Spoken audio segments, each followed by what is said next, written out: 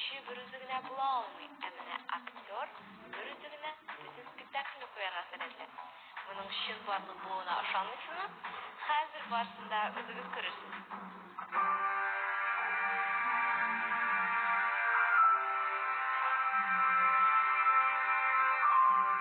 Татар театры сәнгатендә яңалык. Детектив жанрындагы моноспектакль куелды. Ут, декорация, музыка һәм актер. Спектакльнең бөтен үзенчәлеге дә нәкъ шуларда.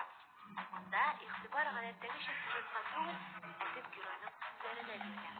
Һәр сүзне отып алып, тамашачы да актер белән бергә яши башлый. Детектив жанры шуны турында әйтергә кирәк.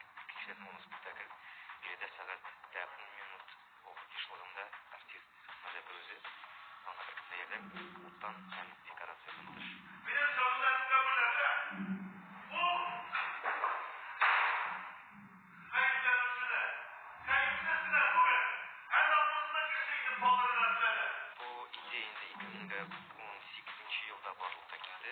Минем курсташым Рустам Рөстәм моноспектакльдә уйныйсы килә. Инде моноспектакль режиссеры куям дип әйткәч, без инде материал туплый башладык. Аның профессияләрдә булырга мөмкинлеген фантазировать уйлый башладык һәм прокурор дигән нәтиҗәгә килеп, ничек булган хатына туры килә. Махсус Рөстәм өчен аның өчен яздык шушы пьеса. Спектакльнең төп герое прокурор. Ул кечкенә бер шәһәрдәге җинаятьне ачырга алына. Төп герой тормышны шахмат уены белән чагыштыра, хәлиткеч адымнар аша үткәннәргә кайта һәм үзен җинаять белән чишелеше табуга багышлый. Маршал уйнап караган юк түгел. Хыял белән хыял иде моноспектакльдә уйнаган. Ул хыялның тормышка ашыру мизгелләре якынлашкан саен булган хисләре арта, биткә якын текст арасында яктан сөйләргә. Нәрсә әйтәсең, хәтта мәгънәсен дә онытасың.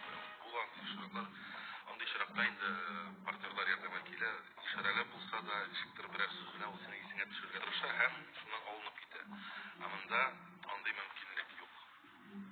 Алла сакласын, текст җөмлә сүз түгел, бер генә хәрефдә онытылмасын дип инде. Спектакль беренче минутта ул тамашачыны югалтулардан соң да көчле булырга, гаделлек барлыгына, хакыйкатькә ышанырга өйрәтә һәм әлбәттә кабатланмас хисләр бүләк итә.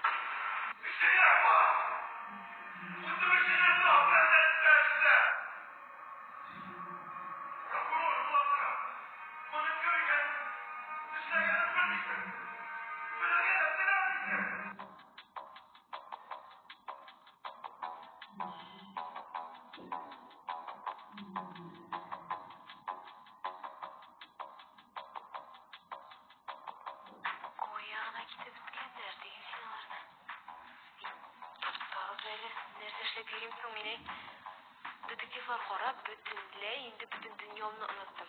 Кыскасы, искиткеч спектакль. Сез дә килеп күрегез.